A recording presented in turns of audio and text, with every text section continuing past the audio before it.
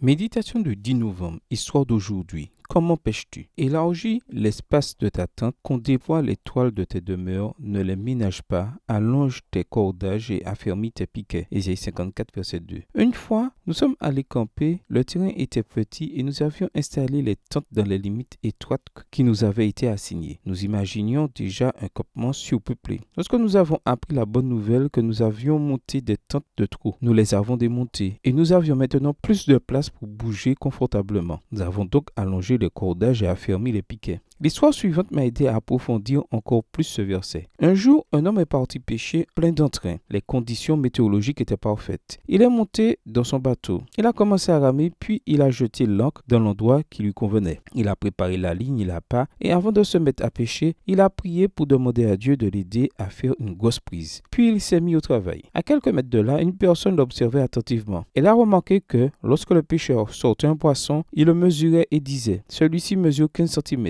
Puis il le mettait dans un seau. Quelques minutes plus tard, il a vu sortir un autre poisson et le mettre aussi dans le seau. Cependant, la personne qui l'observait a remarqué que le poisson suivant était très grand, plus de 3 fois la taille de ceux qu'il avait pêchés auparavant. Surpris, il a entendu dire « Celui-ci est très grand » et il a vu le jeter à l'eau. Le pêcheur l'a fait plusieurs fois, ce qui a vraiment attiré l'attention de l'observateur qui a décidé de s'approcher pour l'interroger. « J'ai remarqué que vous avez eu une très bonne prise, mais vous remettez les grands poissons à l'eau. Pourquoi ne remettez-vous pas plus les petits dans l'eau ?» Le pêcheur a répondu « C'est juste que les grands poissons ne rentrent pas dans ma casserole qui fait 16 cm de diamètre. Nous demandons souvent à Dieu de nous accorder de grandes bénédictions, mais nous ne sommes pas prêts à recevoir toutes les bonnes choses qu'il a pour nous. Souvent, on ne les demande même pas. Souvent aussi, nous nous conformons à une petite zone d'influence et nous tolérons l'inconfort quand il y a des limites qui sont trop importantes. Quelle est la taille de ton champ? Quelle est la taille de ta casserole? Il entre dans le plan de Dieu de nous accorder en retour la prière de foi, ce que nous n'obtiendrons pas si nous ne le demandions pas. Extrait du livre La tragédie des siècles, chapitre 32, page 463, livre écrit par Ellen G. White. Bonne journée à toi et que le Seigneur te bénisse.